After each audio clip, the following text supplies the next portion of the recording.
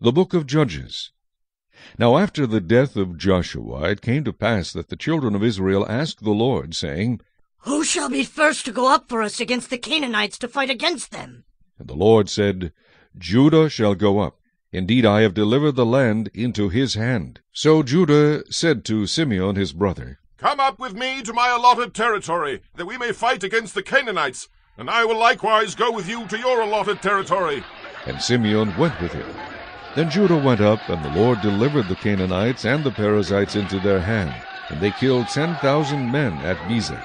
And they found Adoni-Bezek in Bezek, and fought against him, and they defeated the Canaanites and the Perizzites. Then Adoni-Bezek fled, and they pursued him, and caught him, and cut off his thumbs and big toes. And Adoni-Bezek said, 70 kings with their thumbs and big toes cut off used to gather scraps under my table. As I have done, so God has repaid me. Then they brought him to Jerusalem, and there he died. Now the children of Judah fought against Jerusalem, and took it. They struck it with the edge of the sword, and set the city on fire. And afterward the children of Judah went down to fight against the Canaanites who dwelt in the mountains, in the south, and in the lowland. Then Judah went against the Canaanites who dwelt in Hebron. Now the name of Hebron was formerly Kirjath Arba, and they killed Shishai, Ahiman, and Talmai. From there they went against the inhabitants of Debir. The name of Debir was formerly Kirjath-Sepher. Then Caleb said, Whoever attacks Kirjath-Sepher and takes it, to him I will give my daughter Aksah as wife. And Othniel the son of Kenaz, Caleb's younger brother, took it. So he gave him his daughter Aksah as wife. Now it happened when she came to him that she urged him to ask her father for a field. And she dismounted from her donkey, and Caleb said to her, What do you wish? So she said to him, Give me a blessing. Since you have given me land in the south, give me also springs of water. And Caleb gave her the upper springs and the lower springs. Now the children of the Kenite, Moses' father-in-law, went up from the city of palms with the children of Judah into the wilderness of Judah, which lies in the south near Arad. And they went and dwelt among the people. And Judah went with his brother Simeon, and they attacked the Canaanites who inhabited Zephath, and utterly destroyed it. So the name of the city was called Hormah. Also Judah took Gaza with its territory, Ashkelon with its territory, and Ekron with its territory. So the Lord was with Judah, and they drove out the mountaineers, but they could not drive out the inhabitants of the lowland, because they had chariots of iron. And they gave Hebron to Caleb, as Moses had said. Then he expelled from there the 3 sons of Anak. But the children of Benjamin did not drive out the Jebusites who inhabited Jerusalem. So the Jebusites dwell with the children of Benjamin in Jerusalem to this day. And the house of Joseph also went up against Bethel, and the Lord was with them. So the house of Joseph sent men to spy out Bethel. The name of the city was formerly Luz. And when the spies saw a man coming out of the city, they said to him, Please show us the entrance to the city, and we will show you mercy. So he showed them the entrance to the city, and they struck the city with the edge of the sword. But they let the man and all his family go. And the man went to the land of the Hittites, built a city, and called its name Luz, which is its name to this day. However, Manasseh did not drive out the inhabitants of Beth-shean and its villages, or Teanath and its villages, or the inhabitants of Dor and its villages, or the inhabitants of Ibleam and its villages, or the inhabitants of Megiddo and its villages, for the Canaanites were determined to dwell in that land. And it came to pass, when Israel was strong, that they put the Canaanites under tribute, but did not completely drive them out. Nor did Ephraim drive out the Canaanites who dwelt in Gezer. So the Canaanites dwelt in Gezer among them. Nor did Zebulun drive out the inhabitants of Kitron, or the inhabitants of Nahalol. So the Canaanites dwelt among them, and were put under tribute. Nor did Asher drive out the inhabitants of Akko, or the inhabitants of Sidon, or of Alab, Akzib, Helba, Aphek, or Rehob. So the Asherites dwelt among the Canaanites, the inhabitants of the land, for they did not drive them out. Nor did Naphtali drive out the inhabitants of Beth-shemesh, or the inhabitants of Beth-anath, but they dwelt among the Canaanites, the inhabitants of the land. Nevertheless the inhabitants of Beth-shemesh and Beth-anath were put under tribute to them. And the Amorites forced the children of Dan into the mountains, for they would not allow them to come down to the valley. And the Amorites were determined to dwell on Mount Heres, in Aijalon, and in Shaalbim. Yet when the strength of the house of Joseph became greater, they were put under tribute. Now the boundary of the Amorites was from the ascent of Akrabim, from Selah and upward. Chapter 2. Then the angel of the Lord came up from Gilgal to Bochim, and said, I led you up from Egypt, and brought you to the land of which I swore to your fathers. And I said, I will never break my covenant with you, and you shall make no covenant with the inhabitants of this land. You shall tear down their altars. But you have not obeyed my voice. Why have you done this? Therefore I also said, I will not drive them out before you, but they shall be thorns in your side, and their God shall be a snare to you. So it was, when the angel of the Lord spoke these words to all the children of Israel, that the people lifted up their voices and wept. Then they called the name of that place Bochim, and they sacrificed there to the Lord. And when Joshua had dismissed the people, the children of Israel went each to his own inheritance to possess the land. So the people served the Lord all the days of Joshua, and all the days of the elders who outlived Joshua, who had seen all the great works of the Lord which he had done for Israel. Now Joshua the son of Nun, the servant of the Lord, died when he was 110 years old. And they buried him within the border of his inheritance at Timnath-Heres, in the mountains of Ephraim, on the north side of Mount Gaash. When all that generation had been gathered to their fathers, another generation arose after them, who did not know the Lord, nor the work which he had done for Israel. Then the children of Israel did evil in the sight of the Lord, and served the Baals. And they forsook the Lord God of their fathers, who had brought them out of the land of Egypt. And they followed other gods from among the gods of the people who were all around them. And they bowed down to them, and they provoked the Lord to anger. They forsook the Lord and served Baal and the Ashtoreths. And the anger of the Lord was hot against Israel, so he delivered them into the hands of plunderers who despoiled them, and he sold them into the hands of their enemies all around, so that they could no longer stand before their enemies. Wherever they went out, the hand of the Lord was against them for calamity, as the Lord had said, and as the Lord had sworn to them, and they were greatly distressed. Nevertheless the Lord raised up judges, who delivered them out of the hand of those who plundered them. Yet they would not listen to their judges, but they played the harlot with other gods, and bowed down to them. They turned quickly from the way in which their fathers walked, in obeying the commandments of the Lord. They did not do so. And when the Lord raised up judges for them, the Lord was with the judge, and delivered them out of the hand of their enemies all the days of the judge. For the Lord was moved to pity by their groaning, because of those who oppressed them and harassed them. And it came to pass, when the judge was dead, that they reverted and behaved more corruptly than their fathers, by following other gods, to serve them and bow down to them. They did not cease from their own doings, nor from their stubborn way.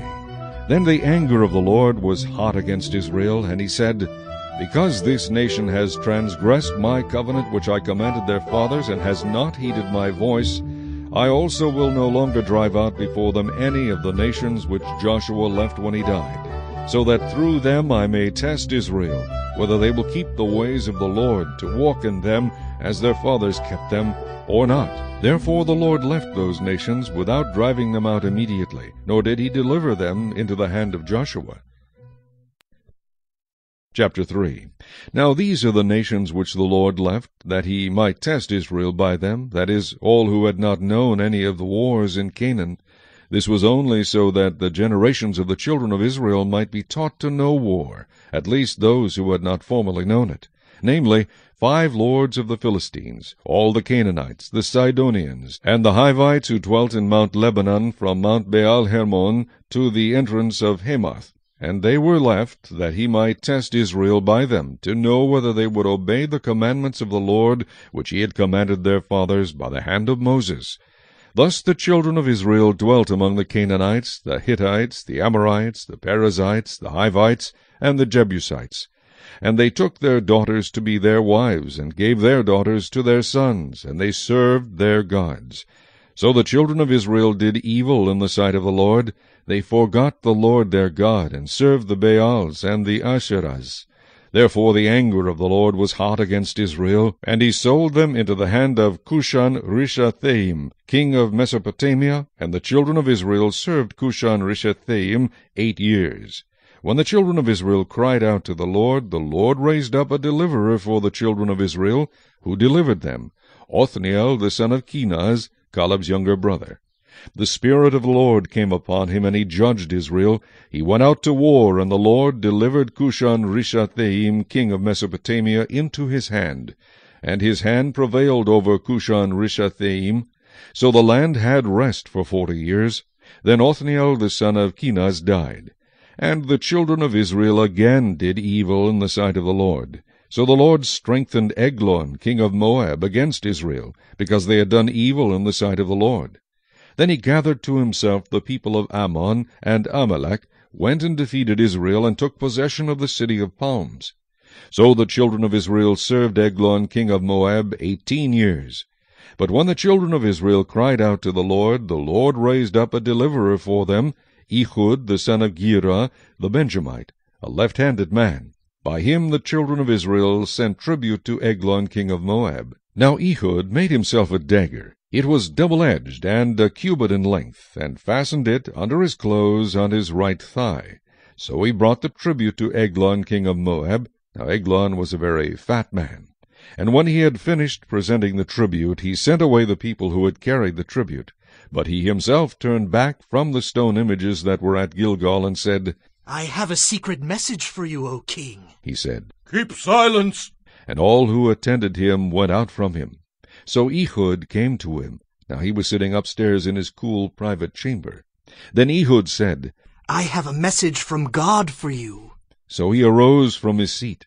Then Ehud reached with his left hand, took the dagger from his right thigh, and thrust it into his belly. Even the hilt went in after the blade, and the fat closed over the blade, for he did not draw the dagger out of his belly, and his entrails came out. Then Ehud went out through the porch, and shut the doors of the upper room behind him, and locked them. When he had gone out, Eglon's servants came to look, and to their surprise the doors of the upper room were locked. So they said, He is probably attending to his needs in the cool chamber. So they waited till they were embarrassed, and still had not opened the doors of the upper room. Therefore they took the key and opened them, and there was their master, fallen dead on the floor. But Ehud had escaped while they delayed, and passed beyond the stone images, and escaped to Seirah. And it happened, when he arrived, that he blew the trumpet in the mountains of Ephraim, and the children of Israel went down with him from the mountains, and he led them. Then he said to them, "Follow me, for the Lord has delivered your enemies, the Moabites, into your hand." So they went down after him, seized the fords of the Jordan leading to Moab, and did not allow anyone to cross over. And at that time they killed about 10,000 men of Moab, all stout men of valor. Not a man escaped. So Moab was subdued that day under the hand of Israel, and the land had rest for 80 years. After him was Shamgar the son of Anath, who killed 600 men of the Philistines with an ox goad, and he also delivered Israel. Chapter 4. When Ehud was dead, the children of Israel again did evil in the sight of the Lord. So the Lord sold them into the hand of Jabin king of Canaan, who reigned in Hazor. The commander of his army was Sisera, who dwelt in Harosheth Hagoyim. And the children of Israel cried out to the Lord. For Jabin had 900 chariots of iron, and for 20 years he had harshly oppressed the children of Israel. Now Deborah, a prophetess, the wife of Lapidoth, was judging Israel at that time. And she would sit under the palm tree of Deborah between Ramah and Bethel in the mountains of Ephraim. And the children of Israel came up to her for judgment. Then she sent and called for Barak the son of Abinoam from Kedesh in Naphtali, and said to him, Has not the Lord God of Israel commanded, Go and deploy troops at Mount Tabor? Take with you 10,000 men of the sons of Naphtali and of the sons of Zebulun, and against you I will deploy Sisera, the commander of Jabin's army, with his chariots and his multitude at the river Kishon, and I will deliver him into your hand. And Barak said to her, If you will go with me, then I will go. But if you will not go with me, I will not go. So she said, I will surely go with you, Nevertheless, there will be no glory for you in the journey you are taking, for the Lord will sell Sisera into the hand of a woman." Then Deborah arose and went with Barak to Kedesh. And Barak called Zebulun and Naphtali to Kedesh. He went up with 10,000 men under his command, and Deborah went up with him. Now Heber the Kenite of the children of Hobab, the father-in-law of Moses, had separated himself from the Kenites, and pitched his tent near the terebinth tree at Zaanaim, which is beside Kedesh. And they reported to Sisera that Barak, the son of Abinoam, had gone up to Mount Tabor. So Sisera gathered together all his chariots, 900 chariots of iron, and all the people who were with him, from Harosheth Hagoyim to the river Kishon. Then Deborah said to Barak, "Up, for this is the day in which the Lord has delivered Sisera into your hand. Has not the Lord gone out before you?" So Barak went down from Mount Tabor with 10,000 men following him. And the Lord routed Sisera and all his chariots and all his army with the edge of the sword before Barak, and Sisera alighted from his chariot and fled away on foot. But Barak pursued the chariots and the army as far as Harosheth Hagoyim, and all the army of Sisera fell by the edge of the sword. Not a man was left. However, Sisera had fled away on foot to the tent of Jael, the wife of Heber the Kenite, for there was peace between Jabin, king of Hazor, and the house of Heber the Kenite. And Jael went out to meet Sisera, and said to him, "Turn aside, my lord. Turn aside to me. Do not fear." And when he had turned aside with her into the tent, she covered him with a blanket. Then he said to her, "Please give me a little water to drink, for I am thirsty." So she opened a jug of milk, gave him a drink, and covered him. And he said to her, "Stand at the door of the tent, and if any man comes and inquires of you and says, 'Is there any man here?' you shall say no." Then Jael, Heber's wife, took a tent peg, and took a hammer in her hand, and went softly to him, and drove the peg into his temple. And it went down into the ground, for he was fast asleep and weary. So he died. And then, as Barak pursued Sisera, Jael came out to meet him, and said to him, "Come, I will show you the man whom you seek." And when he went into her tent, there lay Sisera dead with the peg in his temple. So on that day God subdued Jabin king of Canaan in the presence of the children of Israel. And the hand of the children of Israel grew stronger and stronger against Jabin king of Canaan, until they had destroyed Jabin king of Canaan. Chapter 5. Then Deborah and Barak the son of Abinoam sang on that day, saying, "When leaders lead in Israel, when the people willingly offer themselves, bless the Lord. Hear, O kings, give ear, O princes.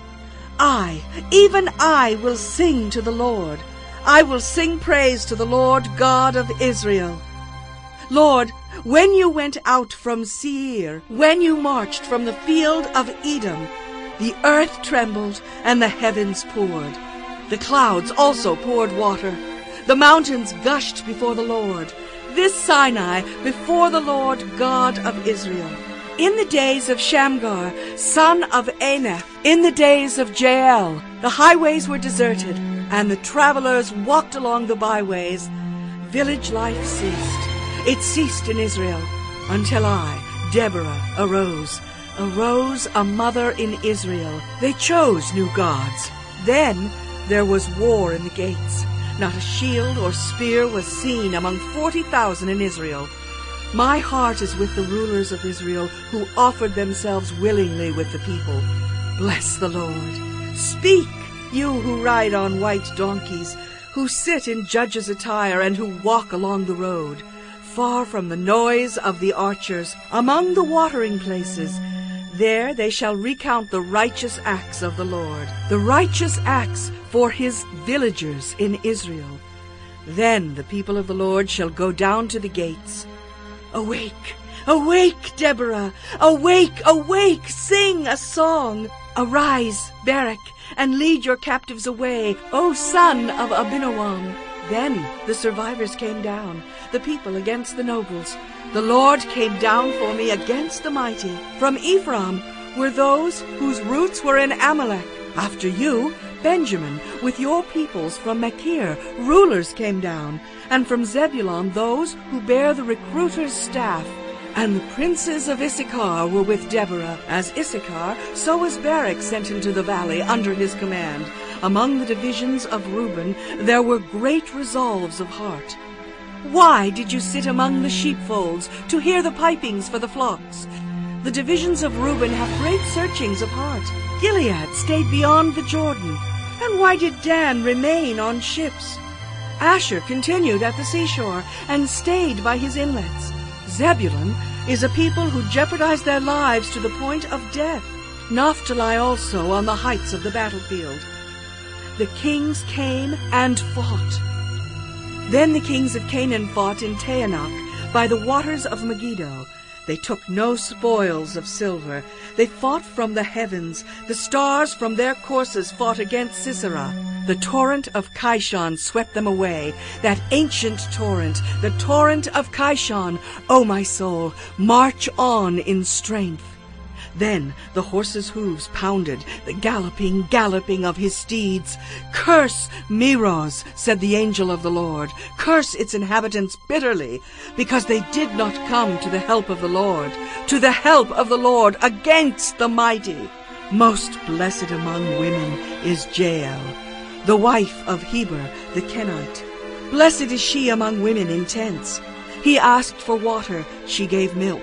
She brought out cream in a lordly bowl. She stretched her hand to the tent peg, her right hand to the workman's hammer. She pounded Sisera. She pierced his head. She split and struck through his temple. At her feet he sank. He fell. He lay still. At her feet he sank. He fell. Where he sank, there he fell dead. The mother of Sisera looked through the window and cried out through the lattice. Why is his chariot so long in coming? Why tarries the clatter of his chariots? Her wisest ladies answered her. Yes, she answered herself. Are they not finding and dividing the spoil? To every man a girl or two. For Sisera, plunder of dyed garments, plunder of garments embroidered and dyed, 2 pieces of dyed embroidery for the neck of the looter. Thus let all your enemies perish, O Lord, but let those who love him be like the sun when it comes out in full strength. So the land had rest for 40 years. Chapter 6. Then the children of Israel did evil in the sight of the Lord, so the Lord delivered them into the hand of Midian for 7 years. And the hand of Midian prevailed against Israel. Because of the Midianites the children of Israel made for themselves the dens, the caves, and the strongholds which are in the mountains. So it was, whenever Israel had sown, Midianites would come up. Also Amalekites and the people of the east would come up against them. Then they would encamp against them and destroy the produce of the earth as far as Gaza, and leave no sustenance for Israel, neither sheep nor ox nor donkey, for they would come up with their livestock and their tents, coming in as numerous as locusts. Both they and their camels were without number, and they would enter the land to destroy it. So Israel was greatly impoverished because of the Midianites, and the children of Israel cried out to the Lord. And it came to pass, when the children of Israel cried out to the Lord because of the Midianites, that the Lord sent a prophet to the children of Israel, who said to them, Thus says the Lord God of Israel, I brought you up from Egypt, and brought you out of the house of bondage. And I delivered you out of the hand of the Egyptians, and out of the hand of all who oppressed you, and drove them out before you, and gave you their land. Also I said to you, I am the Lord your God. Do not fear the gods of the Amorites, in whose land you dwell, but you have not obeyed my voice. Now the angel of the Lord came and sat under the terebinth tree, which was in Ophrah, which belonged to Joash the Abiezrite, while his son Gideon threshed wheat in the winepress, in order to hide it from the Midianites. And the angel of the Lord appeared to him, and said to him, The Lord is with you, you mighty man of valor. Gideon said to him, O my Lord, if the Lord is with us, why then has all this happened to us? And where are all his miracles which our fathers told us about, saying, Did not the Lord bring us up from Egypt? But now the Lord has forsaken us and delivered us into the hands of the Midianites. Then the Lord turned to him and said, Go in this might of yours, and you shall save Israel from the hand of the Midianites. Have I not sent you? So he said to him, "O my lord, how can I save Israel? Indeed, my clan is the weakest in Manasseh, and I am the least in my father's house."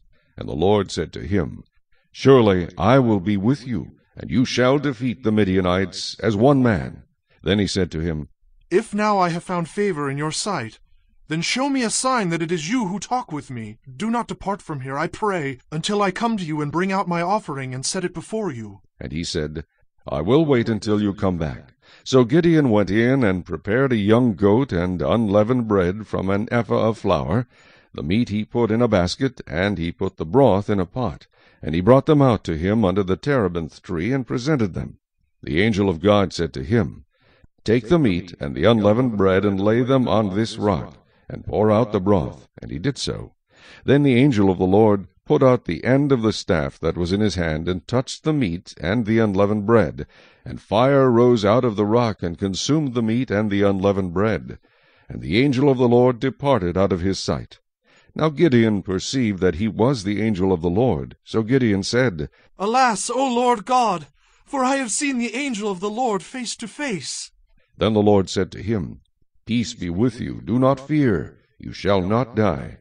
So Gideon built an altar there to the Lord, and called it, "The Lord is Peace." To this day it is still in Ophrah of the Abiezrites.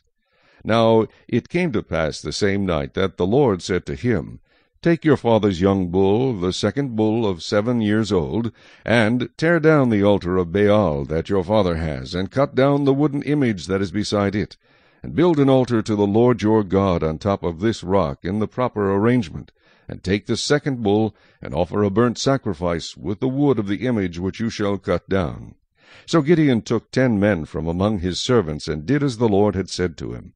But because he feared his father's household and the men of the city too much to do it by day, he did it by night. And when the men of the city arose early in the morning, there was the altar of Baal torn down, and the wooden image that was beside it was cut down, and the second bull was being offered on the altar which had been built. So they said to one another, "Who has done this thing?" And when they had inquired and asked, they said, "Gideon the son of Joash has done this thing." Then the men of the city said to Joash, "Bring out your son that he may die, because he has torn down the altar of Baal, and because he has cut down the wooden image that was beside it." But Joash said to all who stood against him, "Would you plead for Baal? Would you save him? Let the one who would plead for him be put to death by morning. If he is a god, let him plead for himself, because his altar has been torn down." Therefore on that day he called him Jerubbaal, saying, "Let Baal plead against him, because he has torn down his altar." Then all the Midianites and the Amalekites, the people of the east, gathered together, and they crossed over and encamped in the valley of Jezreel. But the Spirit of the Lord came upon Gideon. Then he blew the trumpet, and the Abiezrites gathered behind him. And he sent messengers throughout all Manasseh, who also gathered behind him. He also sent messengers to Asher, Zebulun, and Naphtali, and they came up to meet him. So Gideon said to God, "If you will save Israel by my hand, as you have said, look, I shall put a fleece of wool on the threshing floor. If there is dew on the fleece only, and it is dry on all the ground, then I shall know that you will save Israel by my hand, as you have said." And it was so. When he rose early the next morning, and squeezed the fleece together, he wrung the dew out of the fleece, a bowlful of water. Then Gideon said to God, "Do not be angry with me, but let me speak just once more. Let me test, I pray, just once more with the fleece. Let it now be dry only on the fleece, but on all the ground let there be dew." And God did so that night. It was dry on the fleece only, but there was dew on all the ground. Chapter 7.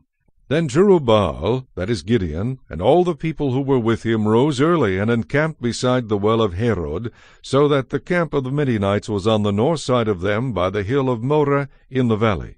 And the Lord said to Gideon, "The people who are with you are too many for me to give the Midianites into their hands, lest Israel claim glory for itself against me, saying, My own hand has saved me. Now therefore proclaim in the hearing of the people, saying, Whoever is fearful and afraid, let him turn and depart at once from Mount Gilead. And 22,000 of the people returned, and 10,000 remained. But the Lord said to Gideon, The people are still too many. Bring them down to the water, and I will test them for you there.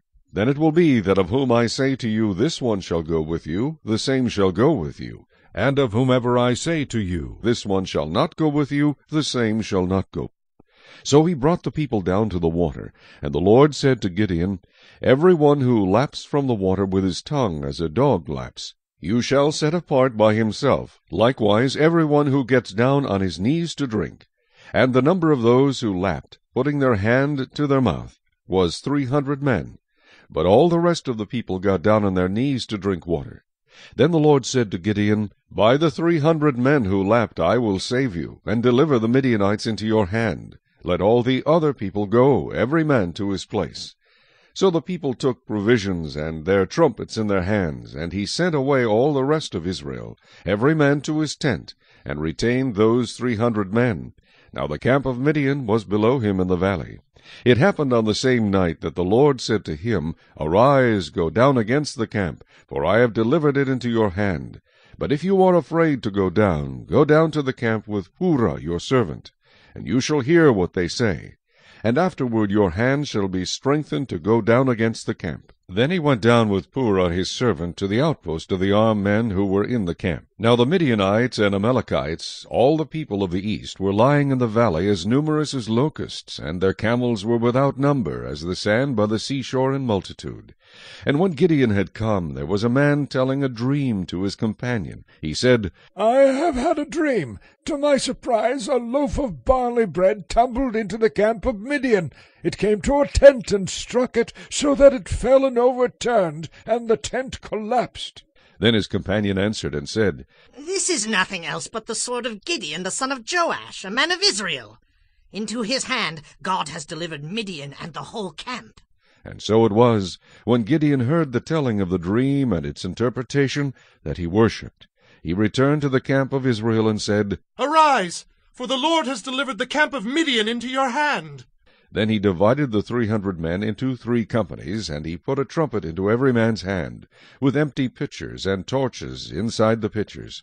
And he said to them, Look at me and do likewise. Watch, and when I come to the edge of the camp, you shall do as I do. When I blow the trumpet, I and all who are with me, then you also blow the trumpets on every side of the whole camp, and say, The sword of the Lord and of Gideon. So Gideon and the 100 men who were with him came to the outpost of the camp at the beginning of the middle watch, just as they had posted the watch.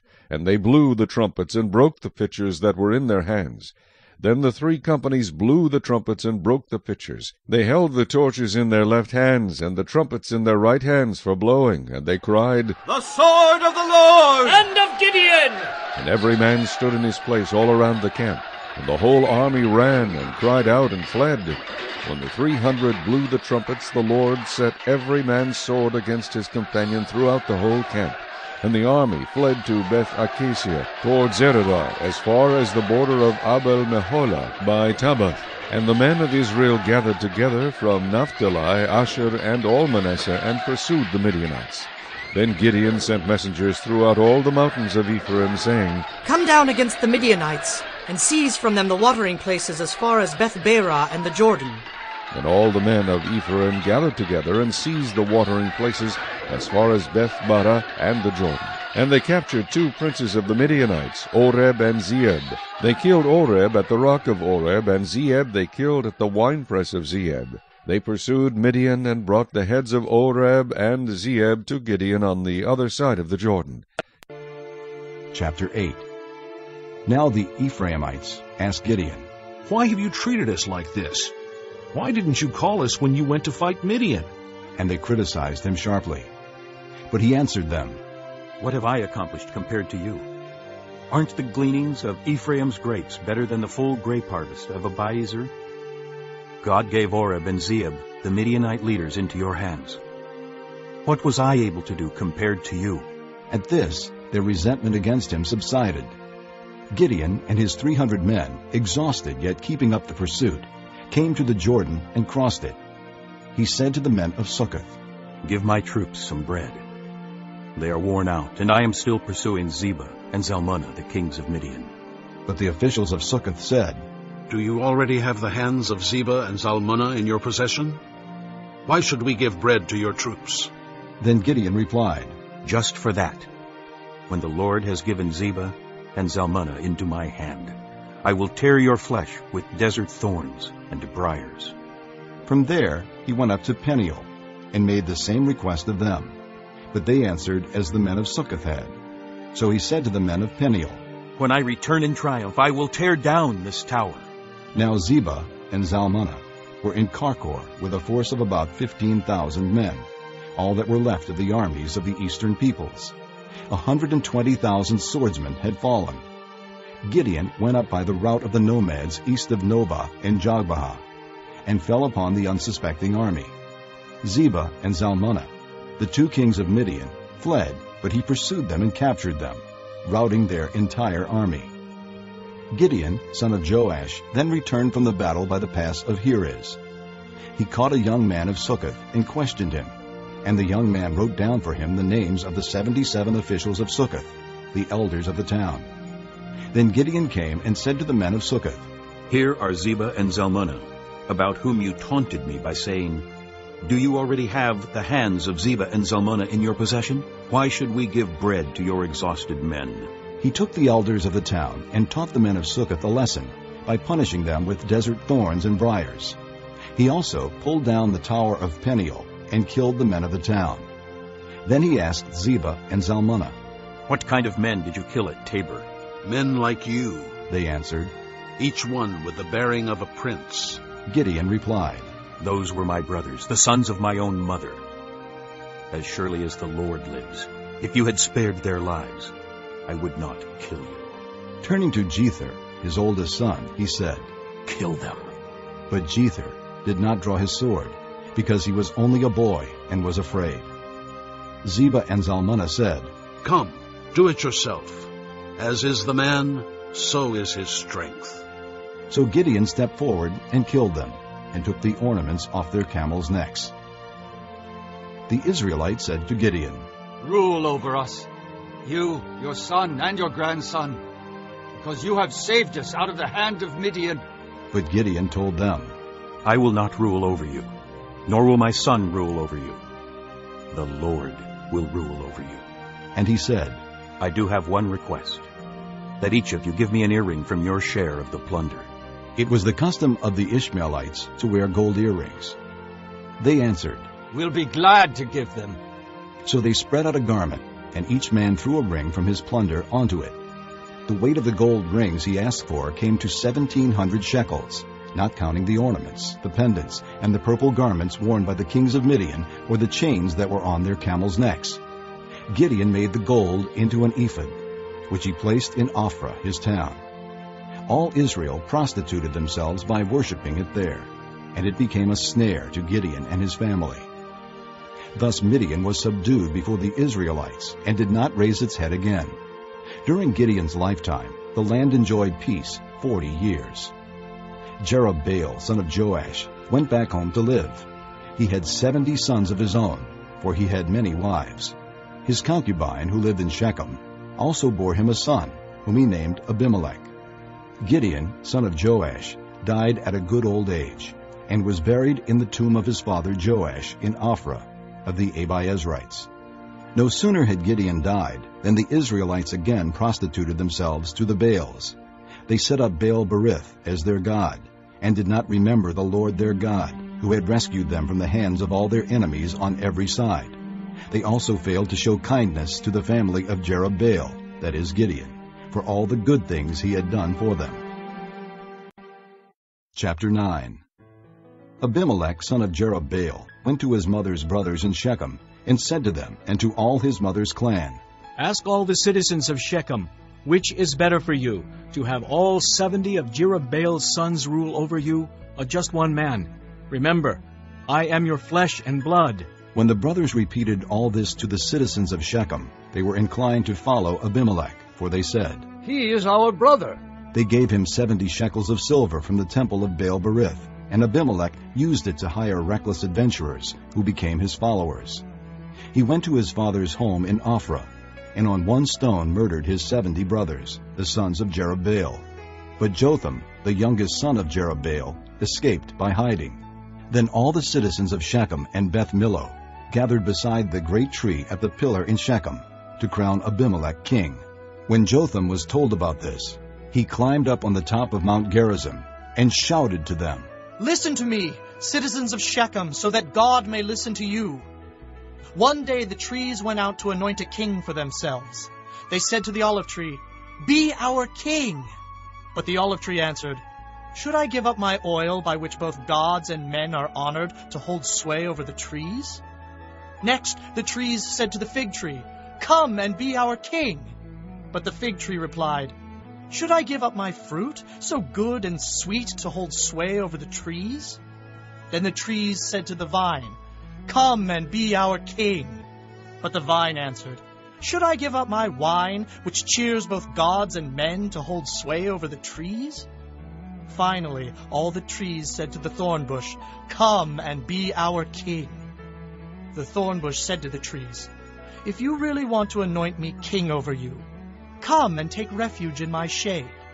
But if not, then let fire come out of the thorn bush and consume the cedars of Lebanon.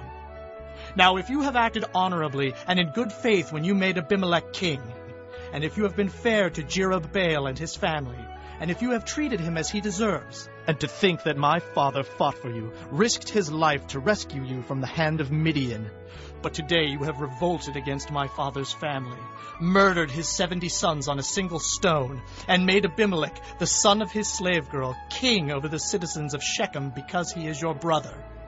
If then you have acted honorably and in good faith toward Jerubbaal and his family today, may Abimelech be your joy, and may you be his too. But if you have not, let fire come out from Abimelech and consume you, citizens of Shechem and Beth Millo. And let fire come out from you, citizens of Shechem and Beth Millo, and consume Abimelech." Then Jotham fled, escaping to Beer, and he lived there because he was afraid of his brother Abimelech.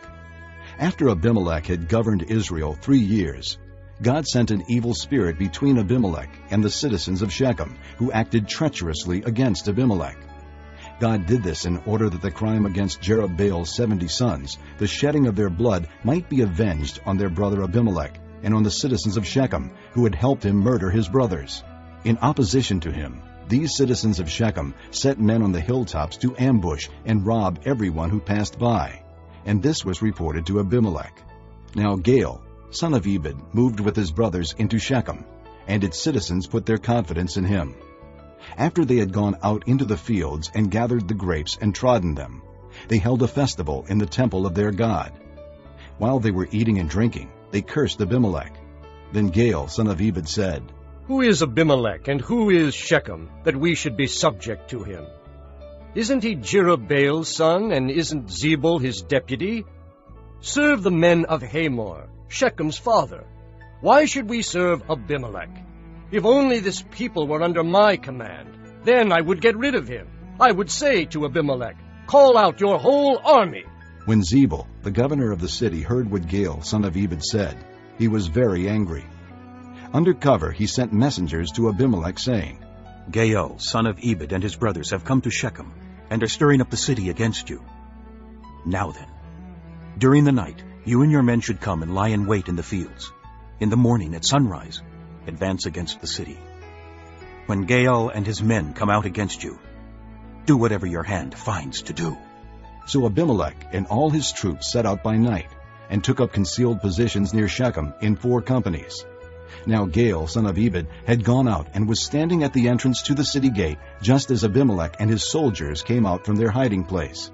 When Gaal saw them, he said to Zebul, "Look, people are coming down from the tops of the mountains."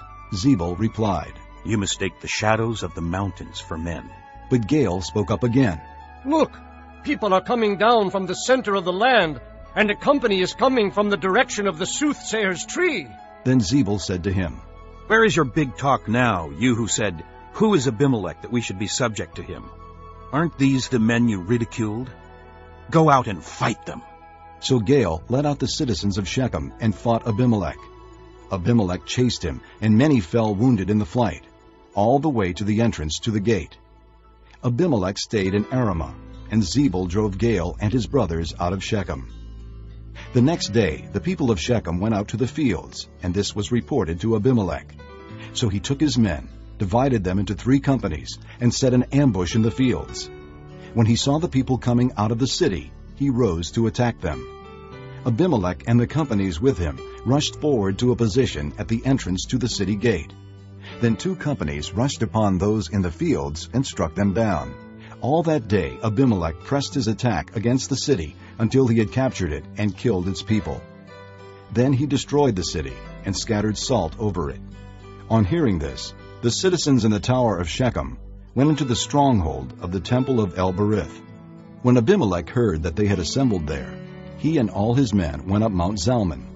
He took an axe and cut off some branches, which he lifted to his shoulders. He ordered the men with him, "Quick, do what you have seen me do." So all the men cut branches and followed Abimelech.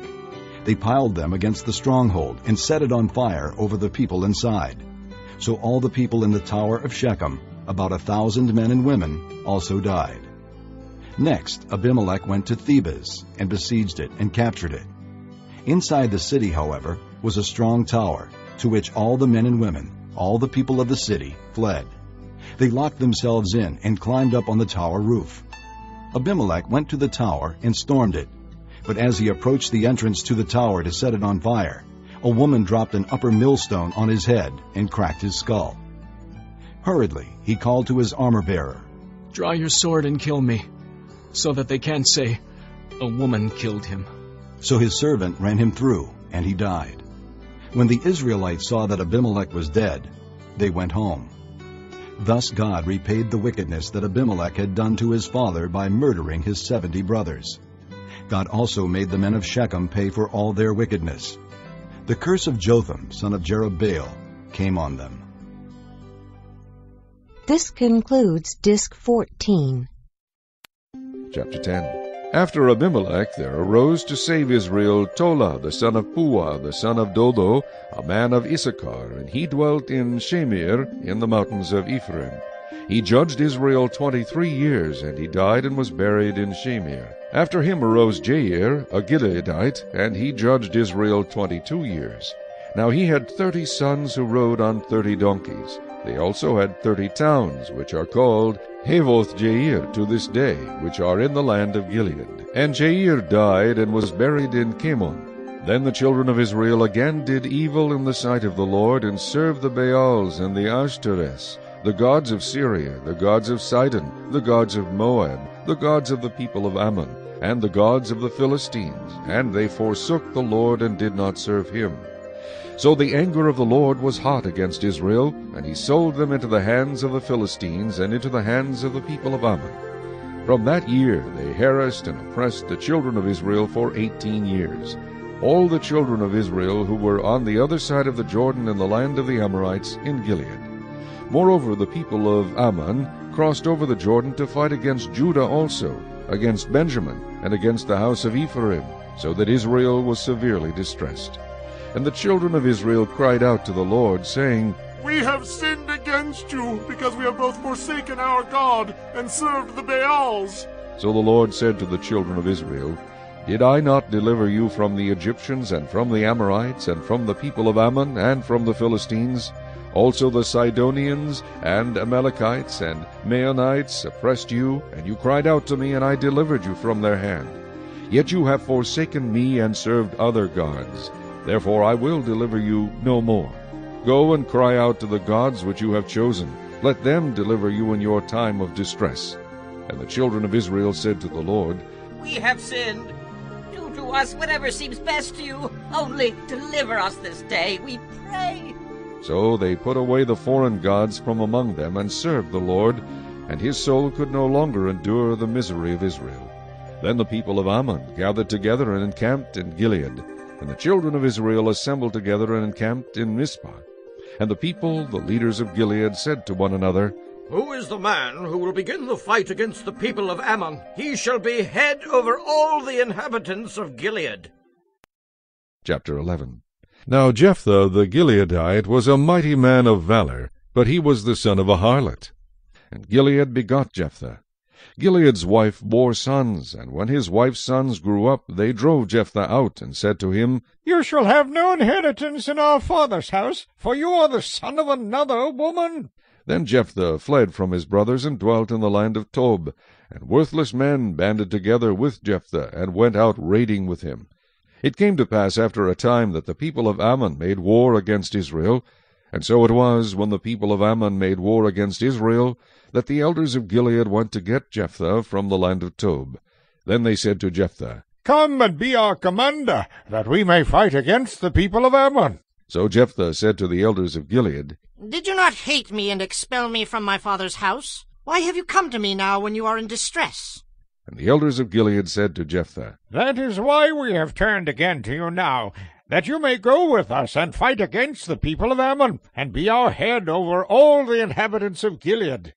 So Jephthah said to the elders of Gilead, If you take me back home to fight against the people of Ammon, and the Lord delivers them to me, shall I be your head? And the elders of Gilead said to Jephthah, The Lord will be a witness between us, if we do not do according to your words. Then Jephthah went with the elders of Gilead, and the people made him head and commander over them. And Jephthah spoke all his words before the Lord in Mizpah. Now Jephthah sent messengers to the king of the people of Ammon, saying, What do you have against me, that you have come to fight against me in my land? And the king of the people of Ammon answered the messengers of Jephthah, Because Israel took away my land when they came up out of Egypt, from the Arnon as far as the Jabbok and to the Jordan. Now, therefore, restore those lands peaceably. So Jephthah again sent messengers to the king of the people of Ammon, and said to him, Thus says Jephthah, Israel did not take away the land of Moab, nor the land of the people of Ammon. For when Israel came up from Egypt, they walked through the wilderness as far as the Red Sea, and came to Kadesh. Then Israel sent messengers to the king of Edom, saying, Please let me pass through your land. But the king of Edom would not heed. And in like manner they sent to the king of Moab, but he would not consent. So Israel remained in Kadesh. And they went along through the wilderness, and bypassed the land of Edom and the land of Moab, came to the east side of the land of Moab, and encamped on the other side of the Arnon. But they did not enter the border of Moab, for the Arnon was the border of Moab. Then Israel sent messengers to Sihon, king of the Amorites, king of Heshbon. And Israel said to him, Please let us pass through your land into our place. But Sihon did not trust Israel to pass through his territory. So Sihon gathered all his people together, encamped in Jahaz, and fought against Israel. And the Lord God of Israel delivered Sihon and all his people into the hand of Israel, and they defeated them. Thus Israel gained possession of all the land of the Amorites, who inhabited that country. They took possession of all the territory of the Amorites, from the Arnon to the Jabbok, and from the wilderness to the Jordan. And now the Lord God of Israel has dispossessed the Amorites from before his people Israel. Should you then possess it? Will you not possess whatever Chemosh your God gives you to possess? So whatever the Lord our God takes possession of before us, we will possess. And now, are you any better than Balak the son of Zippor, king of Moab? Did he ever strive against Israel? Did he ever fight against them? While Israel dwelt in Heshbon and its villages, in Aroer and its villages, and in all the cities along the banks of the Arnon for 300 years, why did you not recover them within that time? Therefore I have not sinned against you, but you wronged me by fighting against me. May the Lord the judge render judgment this day between the children of Israel and the people of Ammon. However, the king of the people of Ammon did not heed the words which Jephthah sent him. Then the Spirit of the Lord came upon Jephthah, and he passed through Gilead and Manasseh, and passed through Mizpah of Gilead, and from Mizpah of Gilead he advanced toward the people of Ammon. And Jephthah made a vow to the Lord, and said, If you will indeed deliver the people of Ammon into my hands, then it will be that whatever comes out of the doors of my house to meet me, when I return in peace from the people of Ammon, shall surely be the Lord's, and I will offer it up as a burnt offering. So Jephthah advanced toward the people of Ammon to fight against them, and the Lord delivered them into his hands. And he defeated them from Aroer as far as Minnith, 20 cities, and to Abel-keramim with a very great slaughter. Thus the people of Ammon were subdued before the children of Israel. When Jephthah came to his house at Mizpah, there was his daughter coming out to meet him with timbrels and dancing, and she was his only child. Besides her he had neither son nor daughter. And it came to pass, when he saw her, that he tore his clothes, and said, Alas, my daughter! You have brought me very low. You are among those who trouble me, for I have given my word to the Lord, and I cannot go back on it. So she said to him, My father, if you have given your word to the Lord, do to me according to what has gone out of your mouth, because the Lord has avenged you of your enemies, the people of Ammon. Then she said to her father, Let this thing be done for me. Let me alone for 2 months, that I may go and wander on the mountains, and bewail my virginity, my friends and I. So he said, Go. And he sent her away for 2 months, and she went with her friends, and bewailed her virginity on the mountains. And it was so at the end of 2 months that she returned to her father, and he carried out his vow with her which he had vowed. She knew no man, and it became a custom in Israel, that the daughters of Israel went 4 days each year to lament the daughter of Jephthah the Gileadite. Chapter 12. Then the men of Ephraim gathered together, crossed over toward Zaphon, and said to Jephthah, Why did you cross over to fight against the people of Ammon, and did not call us to go with you? We will burn your house down on you with fire. And Jephthah said to them, My people and I were in a great struggle with the people of Ammon, and when I called you, you did not deliver me out of their hands. So when I saw that you would not deliver me, I took my life in my hands and crossed over against the people of Ammon, and the Lord delivered them into my hand. Why then have you come up to me this day to fight against me? Now Jephthah gathered together all the men of Gilead, and fought against Ephraim. And the men of Gilead defeated Ephraim, because they said, You Gileadites are fugitives of Ephraim, among the Ephraimites and among the Manassites. The Gileadites seized the fords of the Jordan before the Ephraimites arrived. And when any Ephraimite who escaped said, Let me cross over, the men of Gilead would say to him, Are you an Ephraimite? If he said no, then they would say to him, Then say Shibboleth. And he would say, Sibboleth, for he could not pronounce it right. Then they would take him and kill him at the fords of the Jordan. There fell at that time 42,000 Ephraimites. And Jephthah judged Israel 6 years. Then Jephthah the Gileadite died, and was buried among the cities of Gilead. After him Ibzan of Bethlehem judged Israel. He had 30 sons, and he gave away 30 daughters in marriage, and brought in 30 daughters from elsewhere for his sons. He judged Israel 7 years. Then Ibzan died, and was buried at Bethlehem. After him Elon the Zebulunite judged Israel. He judged Israel 10 years. And Elon the Zebulunite died, and was buried at Aijalon in the country of Zebulun. After him Abdon the son of Hillel the Pirathonite judged Israel. He had 40 sons and 30 grandsons, who rode on 70 young donkeys. He judged Israel 8 years. Then Abdon the son of Hillel the Pirathonite died, and was buried in Pirathon, in the land of Ephraim, in the mountains of the Amalekites. Chapter 13. Again the children of Israel did evil in the sight of the Lord, and the Lord delivered them into the hand of the Philistines for 40 years. Now there was a certain man from Zorah, of the family of the Danites, whose name was Manoah, and his wife was barren and had no children. And the angel of the Lord appeared to the woman, and said to her, Indeed now you are barren, and have borne no children, but you shall conceive and bear a son. Now therefore please be careful not to drink wine, or similar drink, and not to eat anything unclean. For behold, you shall conceive and bear a son, and no razor shall come upon his head. For the child shall be a Nazarite to God from the womb, and he shall begin to deliver Israel out of the hand of the Philistines. So the woman came and told her husband, saying, A man of God came to me, and his countenance was like the countenance of the angel of God, very awesome. But I did not ask him where he was from, and he did not tell me his name. And he said to me, Behold, you shall conceive and bear a son. Now drink no wine or similar drink, nor eat anything unclean. For the child shall be a Nazarite to God from the womb to the day of his death. Then Manoah prayed to the Lord, and said, O my Lord, please let the man of God whom you sent come to us again, and teach us what we shall do for the child who will be born. And God listened to the voice of Manoah, and the angel of God came to the woman again, as she was sitting in the field.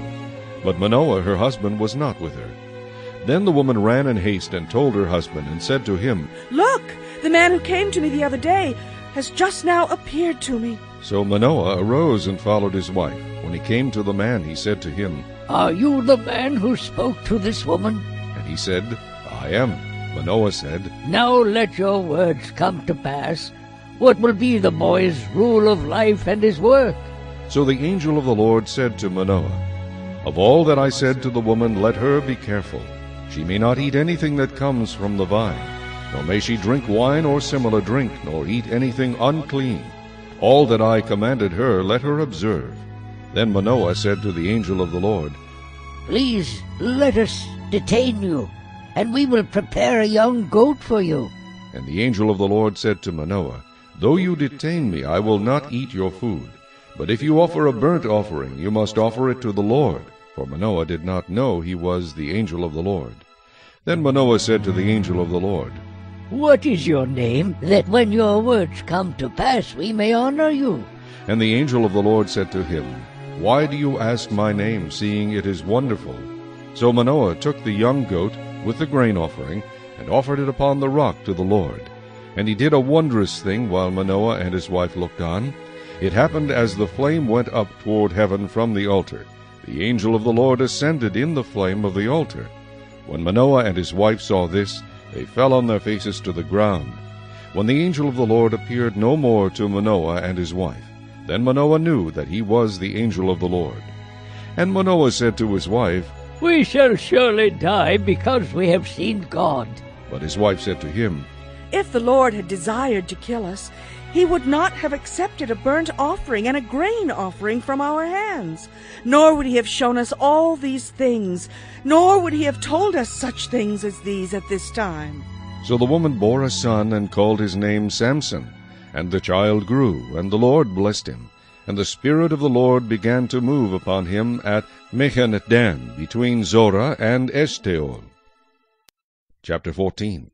Now Samson went down to Timnah, and saw a woman in Timnah of the daughters of the Philistines. So he went up and told his father and mother, saying, I have seen a woman in Timnah of the daughters of the Philistines. Now, therefore, get her for me as a wife. Then his father and mother said to him, Is there no woman among the daughters of your brethren, or among all my people, that you must go and get a wife from the uncircumcised Philistines?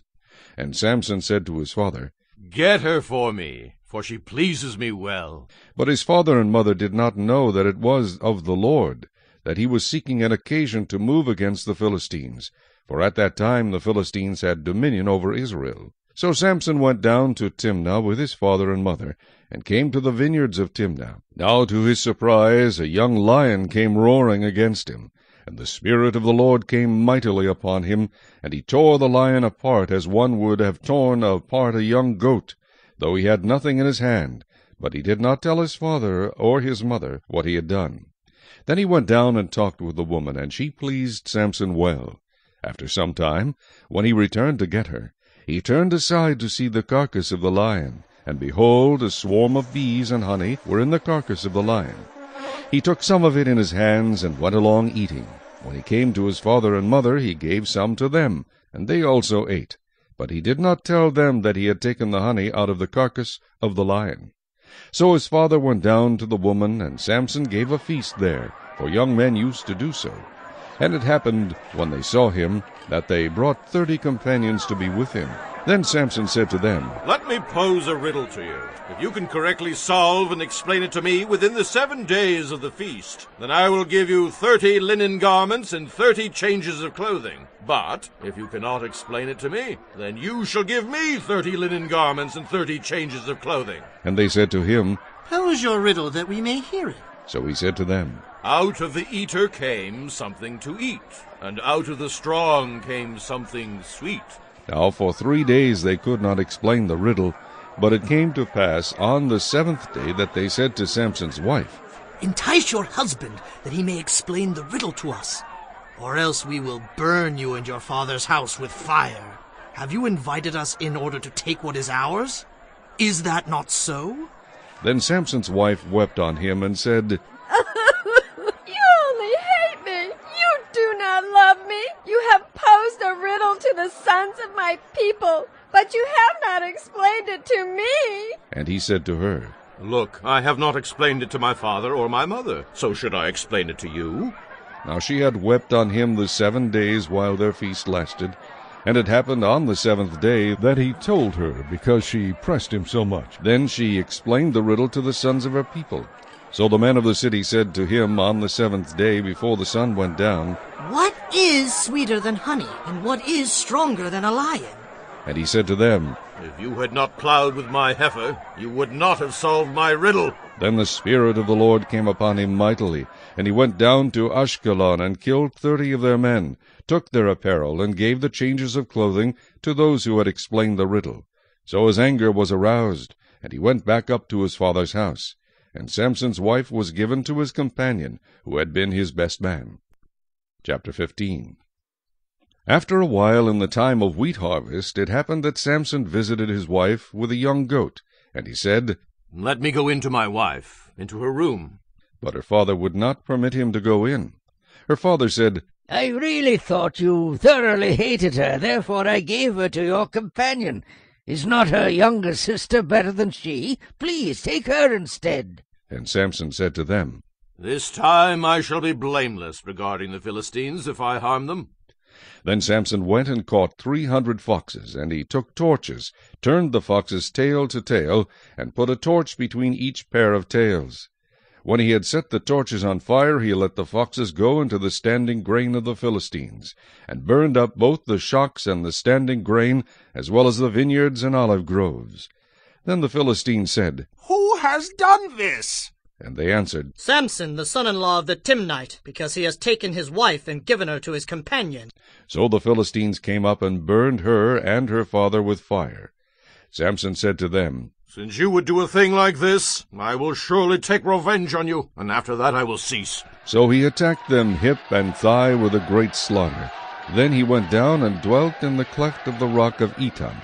Now the Philistines went up and camped in Judah, and deployed themselves against Lehi. And the men of Judah said, Why have you come up against us? So they answered, We have come up to arrest Samson, to do to him as he has done to us. Then 3,000 men of Judah went down to the cleft of the rock of Etam, and said to Samson, Do you not know that the Philistines rule over us? What is this you have done to us? And he said to them, As they did to me, so I have done to them. But they said to him, We have come down to arrest you, that we may deliver you into the hand of the Philistines. Then Samson said to them, Swear to me that you will not kill me yourselves. So they spoke to him, saying, No, but we will tie you securely and deliver you into their hand, but we will surely not kill you. And they bound him with 2 new ropes, and brought him up from the rock. When he came to Lehi, the Philistines came shouting against him. Then the Spirit of the Lord came mightily upon him, and the ropes that were on his arms became like flax that is burned with fire, and his bonds broke loose from his hands. He found a fresh jawbone of a donkey, reached out his hand, and took it, and killed 1,000 men with it. Then Samson said, With the jawbone of a donkey, heaps upon heaps, with the jawbone of a donkey, I have slain 1,000 men. And so it was, when he had finished speaking, that he threw the jawbone from his hand, and called that place Ramah Lehi. Then he became very thirsty, so he cried out to the Lord, and said, You have given this great deliverance by the hand of your servant, and now shall I die of thirst, and fall into the hand of the uncircumcised? So God split the hollow place that is in Lehi, and water came out, and he drank. And his spirit returned, and he revived. Therefore he called its name En-Hakkore, which is in Lehi to this day. And he judged Israel 20 years in the days of the Philistines. Chapter 16. Now Samson went to Gaza, and saw a harlot there, and went into her. When the Gazites were told, Samson has come here! They surrounded the place, and lay in wait for him all night at the gate of the city. They were quiet all night, saying, In the morning when it is daylight, we will kill him. And Samson lay low till midnight. Then he arose at midnight, took hold of the doors of the gate of the city, and the 2 gateposts, pulled them up, bar and all, put them on his shoulders, and carried them to the top of the hill that faces Hebron. Afterward it happened that he loved a woman in the valley of Sorek, whose name was Delilah. And the lords of the Philistines came up to her, and said to her, Entice him, and find out where his great strength lies, and by what means we may overpower him, and that we may bind him to afflict him. And every one of us will give you 1,100 pieces of silver. So Delilah said to Samson, Please, tell me where your great strength lies, and with what you may be bound to afflict you. And Samson said to her, If they bind me with 7 fresh bowstrings not yet dried, then I shall become weak and be like any other man. So the lords of the Philistines brought up to her 7 fresh bowstrings, not yet dried, and she bound him with them. Now men were lying in wait, staying with her in the room, and she said to him, The Philistines are upon you, Samson. But he broke the bowstrings as a strand of yarn breaks when it touches fire. So the secret of his strength was not known. Then Delilah said to Samson, Look, you have mocked me and told me lies. Now, please tell me what you may be bound with. So he said to her, If they bind me securely with new ropes that have never been used, then I shall become weak and be like any other man. Therefore Delilah took new ropes and bound him with them, and said to him, The Philistines are upon you, Samson. And men were lying in wait, staying in the room. But he broke them off, his arms like a thread. Delilah said to Samson, Until now you have mocked me and told me lies. Tell me what you may be bound with. And he said to her, If you weave the 7 locks of my head into the web of the loom. So she wove it tightly with the batten of the loom, and said to him, The Philistines are upon you, Samson. But he awoke from his sleep and pulled out the batten and the web from the loom. Then she said to him, How can you say I love you, when your heart is not with me? You have mocked me these 3 times, and have not told me where your great strength lies. And it came to pass, when she pestered him daily with her words, and pressed him so that his soul was vexed to death, that he told her all his heart, and said to her, No razor has ever come upon my head, for I have been a Nazirite to God from my mother's womb. If I am shaven, then my strength will leave me, and I shall become weak, and be like any other man. When Delilah saw that he had told her all his heart, she sent and called for the lords of the Philistines, saying, Come up once more, for he has told me all his heart. So the lords of the Philistines came up to her, and brought the money in their hand. Then she lulled him to sleep on her knees, and called for a man, and had him shave off the 7 locks of his head. Then she began to torment him, and his strength left him. And she said, The Philistines are upon you, Samson. So he awoke from his sleep, and said, I will go out as before, at other times, and shake myself free. But he did not know that the Lord had departed from him. Then the Philistines took him, and put out his eyes, and brought him down to Gaza. They bound him with bronze fetters, and he became a grinder in the prison. However, the hair of his head began to grow again after it had been shaven. Now the lords of the Philistines gathered together to offer a great sacrifice to Dagon, their god, and to rejoice. And they said, Our God has delivered into our hands Samson, our enemy. When the people saw him, they praised their God, for they said, Our God has delivered into our hands our enemy, a destroyer of our land, and the one who multiplied our dead. So it happened, when their hearts were merry, that they said, Call for Samson, that he may perform for us. So they called for Samson from the prison. And he performed for them, and they stationed him between the pillars. Then Samson said to the lad who held him by the hand, Let me feel the pillars which support the temple, so that I can lean on them. Now the temple was full of men and women. All the lords of the Philistines were there, about 3,000 men and women on the roof, watching while Samson performed. Then Samson called to the Lord, saying, O Lord God, remember me, I pray.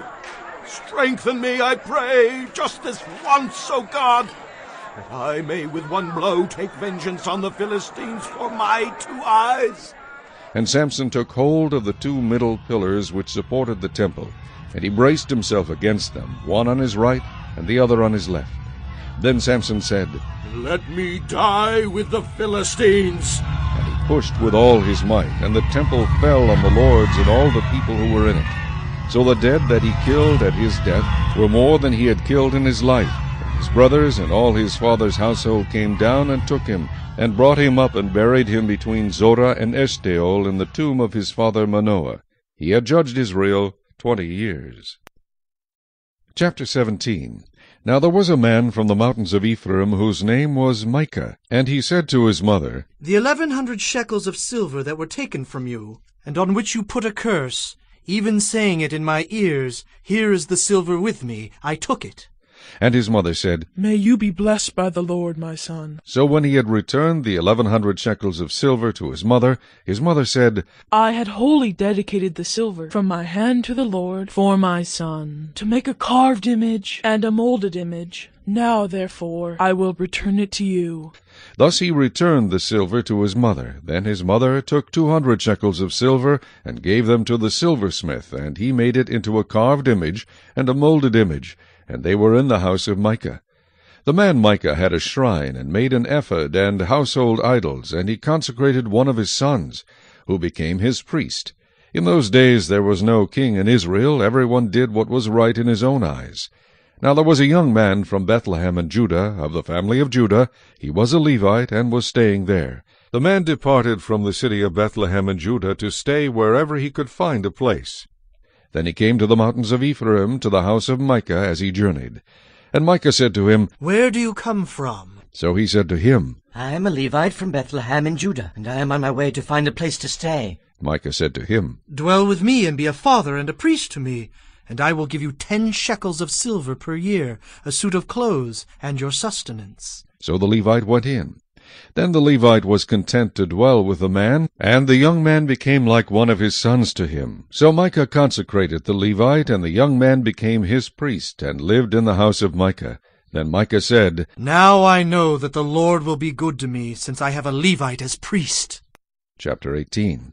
In those days there was no king in Israel, and in those days the tribe of the Danites was seeking an inheritance for itself to dwell in. For until that day their inheritance among the tribes of Israel had not fallen to them. So the children of Dan sent 5 men of their family from their territory, men of valor from Zorah and Eshtaol, to spy out the land and search it. They said to them, Go, search the land. So they went to the mountains of Ephraim, to the house of Micah, and lodged there. While they were at the house of Micah, they recognized the voice of the young Levite. They turned aside and said to him, Who brought you here? What are you doing in this place? What do you have here? He said to them, Thus and so Micah did for me. He has hired me, and I have become his priest. So they said to him, Please inquire of God, that we may know whether the journey on which we go will be prosperous. And the priest said to them, Go in peace. The presence of the Lord be with you on your way. So the 5 men departed and went to Laish. They saw the people who were there, how they dwelt safely in the manner of the Sidonians, quiet and secure. There were no rulers in the land who might put them to shame for anything. They were far from the Sidonians, and they had no ties with anyone. Then the spies came back to their brethren at Zorah and Eshtaol, and their brethren said to them, What is your report? So they said, Arise, let us go up against them, for we have seen the land, and indeed it is very good. Would you do nothing? Do not hesitate to go and enter to possess the land. When you go, you will come to a secure people and a large land, for God has given it into your hands, a place where there is no lack of anything that is on the earth. And 600 men of the family of the Danites went from there, from Zorah and Eshtaol, armed with weapons of war. Then they went up and encamped in Kirjath-jearim in Judah. Therefore they call that place Mechaneh Dan to this day. There it is, west of Kirjath-jearim. And they passed from there to the mountains of Ephraim, and came to the house of Micah. Then the 5 men who had gone to spy out the country of Laish answered and said to their brethren, Do you know that there are in these houses an ephod, household idols, a carved image, and a molded image? Now, therefore, consider what you should do. So they turned aside there, and came to the house of the young Levite man, to the house of Micah, and greeted him. The 600 men armed with their weapons of war, who were of the children of Dan, stood by the entrance of the gate. Then the 5 men who had gone to spy out the land went up. Entering there, they took the carved image, the ephod, the household idols, and the molded image. The priest stood at the entrance of the gate with the 600 men who were armed with weapons of war. When these went into Micah's house and took the carved image, the ephod, the household idols, and the molded image, the priest said to them, What are you doing? And they said to him, Be quiet. Put your hand over your mouth and come with us. Be a father and a priest to us. Is it better for you to be a priest to the household of one man, or that you be a priest to a tribe and a family in Israel? So the priest's heart was glad, and he took the ephod, the household idols, and the carved image, and took his place among the people. Then they turned and departed, and put the little ones, the livestock, and the goods in front of them. When they were a good way from the house of Micah, the men who were in the houses near Micah's house gathered together and overtook the children of Dan. And they called out to the children of Dan. So they turned around and said to Micah, "What ails you that you have gathered such a company?" So he said, "You have taken away my gods which I made, and the priest, and you have gone away. Now what more do I have? How can you say to me, what ails you?" And the children of Dan said to him, "Do not let your voice be heard among us, lest angry men fall upon you, and you lose your life with the lives of your household." Then the children of Dan went their way. And when Micah saw that they were too strong for him, he turned and went back to his house. So they took the things Micah had made, and the priest who had belonged to him, and went to Laish, to a people quiet and secure. And they struck them with the edge of the sword, and burned the city with fire. There was no deliverer, because it was far from Sidon, and they had no ties with anyone. It was in the valley that belongs to Beth-rehob. So they rebuilt the city and dwelt there. And they called the name of the city Dan, after the name of Dan their father, who was born to Israel. However, the name of the city formerly was Laish. Then the children of Dan set up for themselves the carved image, and Jonathan the son of Gershom, the son of Manasseh, and his sons were priests to the tribe of Dan until the day of the captivity of the land. So they set up for themselves Micah's carved image, which he made all the time that the house of God was in Shiloh. Chapter 19. And it came to pass in those days, when there was no king in Israel, that there was a certain Levite staying in the remote mountains of Ephraim. He took for himself a concubine from Bethlehem in Judah. But his concubine played the harlot against him, and went away from him to her father's house at Bethlehem in Judah, and was there 4 whole months. Then her husband arose and went after her, to speak kindly to her, and bring her back, having his servant and a couple of donkeys with him. So she brought him into her father's house, and when the father of the young woman saw him, he was glad to meet him. Now his father-in-law, the young woman's father, detained him, and he stayed with him 3 days. So they ate and drank and lodged there. Then it came to pass on the 4th day that they arose early in the morning, and he stood to depart. But the young woman's father said to his son-in-law, "Refresh your heart with a morsel of bread, and afterward go your way." So they sat down, and the 2 of them ate and drank together. Then the young woman's father said to the man, "Please be content to stay all night, and let your heart be merry." And when the man stood to depart, his father-in-law urged him, so he lodged there again. Then he arose early in the morning on the 5th day to depart. But the young woman's father said, "Please refresh your heart." So they delayed until afternoon, and both of them ate. And when the man stood to depart, he and his concubine and his servant, his father-in-law, the young woman's father, said to him, "Look, the day is now drawing toward evening. Please spend the night. See, the day is coming to an end. Lodge here, that your heart may be merry. Tomorrow go your way early, so that you may get home." However, the man was not willing to spend that night. So he rose and departed, and came to opposite Jebus, that is, Jerusalem. With him were the 2 saddled donkeys. His concubine was also with him. They were near Jebus, and the day was far spent, and the servant said to his master, "Come, please, and let us turn aside into this city of the Jebusites and lodge in it." But his master said to him, "We will not turn aside here into a city of foreigners, who are not of the children of Israel. We will go on to Gibeah."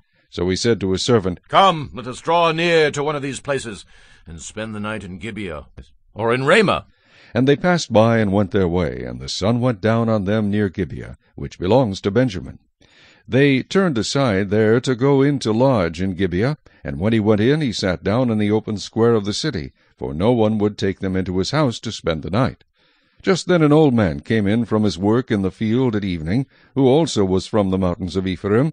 He was staying in Gibeah, whereas the men of the place were Benjamites.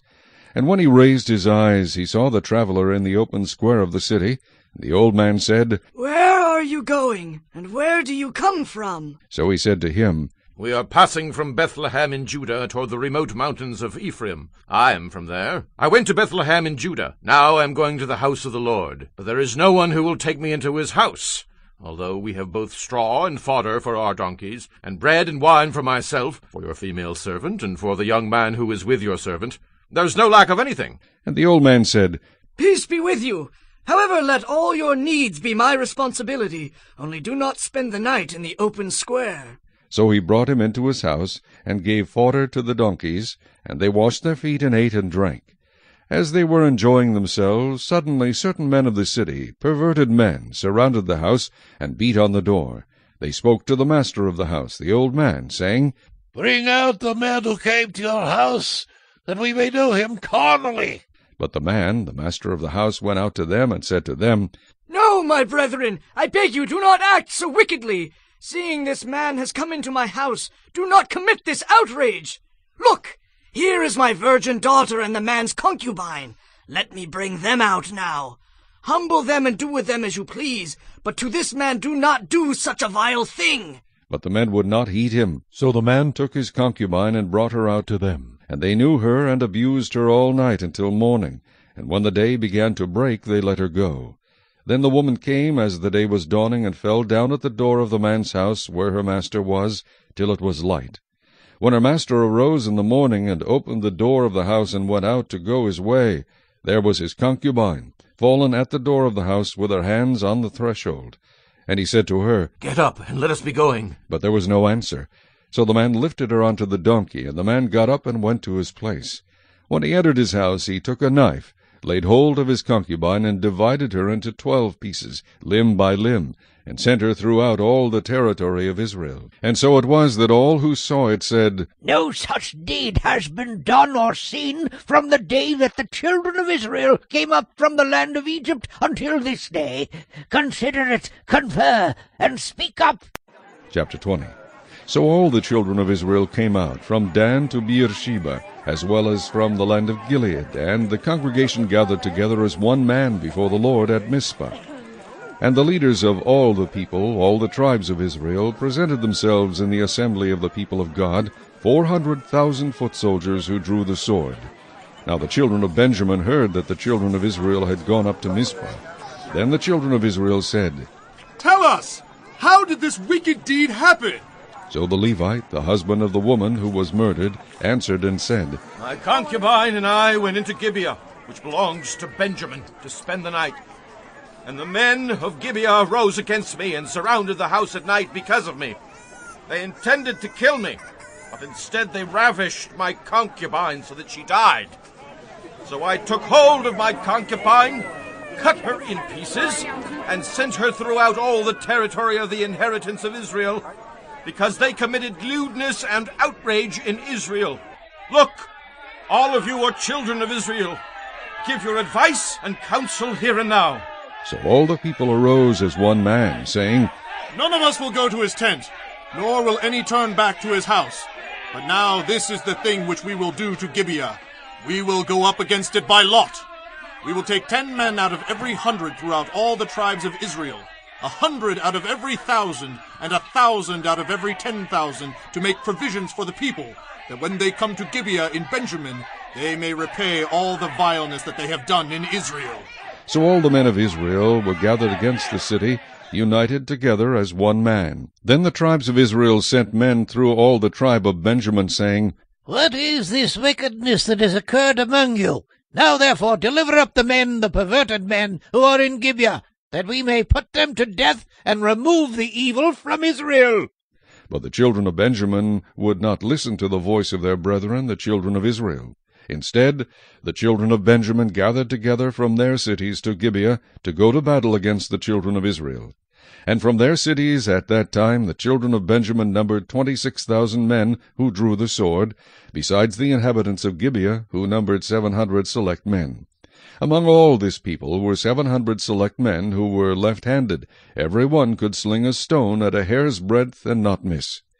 Now besides Benjamin, the men of Israel numbered 400,000 men who drew the sword. All of these were men of war. Then the children of Israel arose and went up to the house of God to inquire of God. They said, Which of us shall go up first to battle against the children of Benjamin? The Lord said, Judah first. So the children of Israel rose in the morning and encamped against Gibeah. And the men of Israel went out to battle against Benjamin, and the men of Israel put themselves in battle array to fight against them at Gibeah.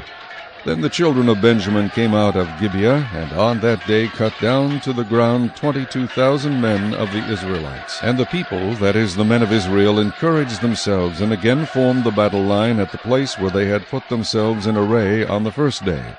Then the children of Israel went up and wept before the Lord until evening, and asked counsel of the Lord, saying, Shall I again draw near for battle against the children of my brother Benjamin? And the Lord said, Go up against him.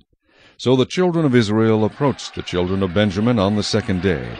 And Benjamin went out against them from Gibeah on the second day, and cut down to the ground 18,000 more of the children of Israel. All these drew the sword.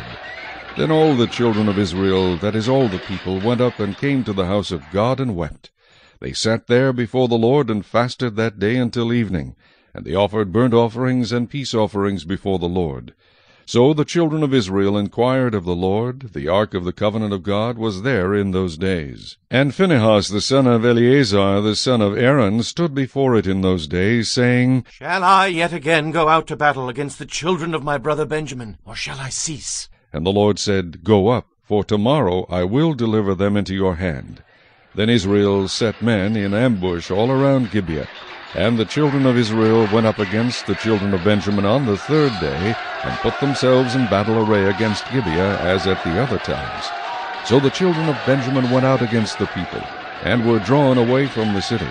They began to strike down and kill some of the people, as at the other times, in the highways, one of which goes up to Bethel, and the other to Gibeah, and in the field about 30 men of Israel.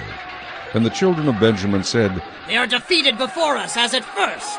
But the children of Israel said, Let us flee and draw them away from the city to the highways. So all the men of Israel rose from their place and put themselves in battle array at Baal Tamar. Then Israel's men in ambush burst forth from their position in the plain of Geba. And 10,000 select men from all Israel came against Gibeah, and the battle was fierce. But the Benjamites did not know that disaster was upon them. The Lord defeated Benjamin before Israel, and the children of Israel destroyed that day 25,100 Benjamites. All these drew the sword. So the children of Benjamin saw that they were defeated. The men of Israel had given ground to the Benjamites, because they relied on the men in ambush whom they had set against Gibeah. And the men in ambush quickly rushed upon Gibeah. The men in ambush spread out and struck the whole city with the edge of the sword. Now the appointed signal between the men of Israel and the men in ambush was that they would make a great cloud of smoke rise up from the city, whereupon the men of Israel would turn in battle. Now Benjamin had begun to strike and kill about 30 of the men of Israel, for they said, Surely they are defeated before us, as in the first battle. But when the cloud began to rise from the city in a column of smoke, the Benjamites looked behind them, and there was the whole city going up in smoke to heaven. And when the men of Israel turned back, the men of Benjamin panicked, for they saw that disaster had come upon them. Therefore they turned their backs before the men of Israel in the direction of the wilderness. But the battle overtook them, and whoever came out of the cities they destroyed in their midst. They surrounded the Benjamites, chased them, and easily trampled them down as far as the front of Gibeah toward the east. And 18,000 men of Benjamin fell. All these were men of valor. Then they turned and fled toward the wilderness to the rock of Rimmon, and they cut down 5,000 of them on the highways. Then they pursued them relentlessly up to Gidom, and killed 2,000 of them. So all who fell of Benjamin that day were 25,000 men who drew the sword. All these were men of valor. But 600 men turned and fled toward the wilderness to the rock of Rimmon, and they stayed at the rock of Rimmon for 4 months. And the men of Israel turned back against the children of Benjamin, and struck them down with the edge of the sword, from every city, men and beasts, all who were found. They also set fire to all the cities they came to. Chapter 21. Now the men of Israel had sworn an oath at Mizpah, saying, None of us shall give his daughter to Benjamin as a wife. Then the people came to the house of God, and remained there before God till evening. They lifted up their voices and wept bitterly, and said, O Lord God of Israel, why has this come to pass in Israel, that today there should be one tribe missing in Israel? So it was, on the next morning, that the people rose early and built an altar there, and offered burnt offerings and peace offerings. The children of Israel said, Who is there among all the tribes of Israel who did not come up with the assembly to the Lord? For they had made a great oath concerning anyone who had not come up to the Lord at Mizpah, saying, He shall surely be put to death.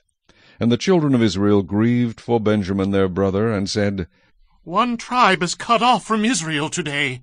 What shall we do for wives for those who remain, seeing we have sworn by the Lord that we will not give them our daughters as wives? And they said, What one is there from the tribes of Israel who did not come up to Mizpah to the Lord? And in fact no one had come to the camp from Jabesh-Gilead to the assembly. For when the people were counted, indeed no one of the inhabitants of Jabesh-Gilead was there. So the congregation sent out there 12,000 of their most valiant men, and commanded them, saying, Go and strike the inhabitants of Jabesh-Gilead with the edge of the sword, including the women and children. And this is the thing that you shall do. You shall utterly destroy every male and every woman who has known the man intimately. So they found among the inhabitants of Jabesh-Gilead 400 young virgins who had not known a man intimately. And they brought them to the camp at Shiloh, which is in the land of Canaan. Then the whole congregation sent word to the children of Benjamin, who were at the rock of Rimmon, and announced peace to them. So Benjamin came back at that time, and they gave them the women, whom they had saved alive of the women of Jabesh-Gilead, and yet they had not found enough for them. And the people grieved for Benjamin, because the Lord had made a void in the tribes of Israel. Then the elders of the congregation said, What shall we do for wives for those who remain, since the women of Benjamin have been destroyed? And they said, There must be an inheritance for the survivors of Benjamin, that a tribe may not be destroyed from Israel. However, we cannot give them wives from our daughters, for the children of Israel have sworn an oath, saying, Cursed be the one who gives a wife to Benjamin. Then they said, In fact, there is a yearly feast of the Lord in Shiloh, which is north of Bethel, on the east side of the highway that goes up from Bethel to Shechem, and south of Lebonah. Therefore they instructed the children of Benjamin, saying, Go lie in wait in the vineyards and watch, and just when the daughters of Shiloh come out to perform their dances, then come out from the vineyards, and every man catch a wife for himself from the daughters of Shiloh. Then go to the land of Benjamin. Then it shall be, when their fathers or their brothers come to us to complain, that we will say to them, Be kind to them for our sakes, because we did not take a wife for any of them in the war. For it is not as though you have given the women to them at this time, making yourselves guilty of your oath. And the children of Benjamin did so. They took enough wives for their number from those who danced, whom they caught. Then they went and returned to their inheritance, and they rebuilt the cities and dwelt in them. So the children of Israel departed from there at that time, every man to his tribe and family. They went out from there, every man to his inheritance. In those days there was no king in Israel. Every one did what was right in his own eyes.